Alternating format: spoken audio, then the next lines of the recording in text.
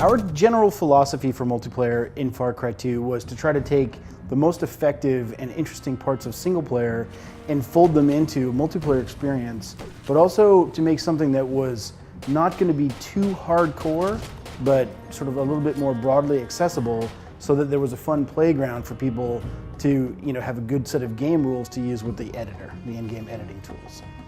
The game modes that are available are the standards. There's deathmatch, team deathmatch, and a slight wrinkle on Capture the Flag, which we call Capture the Diamond.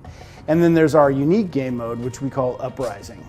It's kind of a territories type game where there are strategic points on the battlefield, and the warlord, who is the boss of, the two warlords in single player are actually the bosses of the factions in multiplayer.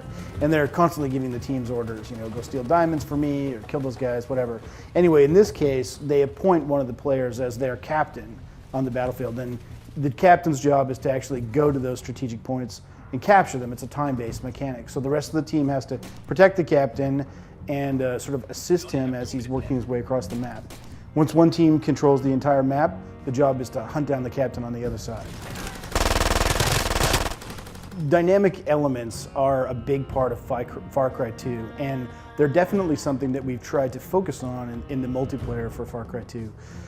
Fire is really one of the most powerful dynamic elements that we have, and it's propagated in the environment in a realistic way, which means that things that should be able to catch on fire can, based on the weather conditions and based on wind.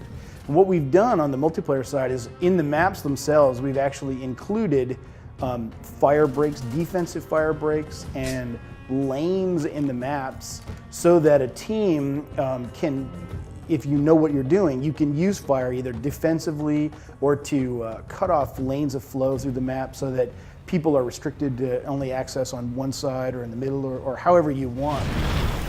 There's 6 classes in Far Cry 2. The Commando, the Guerrilla, the Sharpshooter, the Saboteur, the Gunner, and the Rebel. We have quite a few different classes of vehicles in multi. We've got flying, boats, and land-based. We've got gliders, which are obviously a real signature vehicle in Far Cry, in the Far Cry series. We've got several different types of rovers. We've got jeeps, cars, land buggies. We've got swamp boats, big fishing trawlers, and of course there's armed versions of all of those. There are 3 different turret weapons, and those turrets are actually attached to the rovers and to the boats. So each one of the maps actually has quite a bit of variety in terms of the types of vehicles that you'll see and the types of weapons that are available attached to all of them.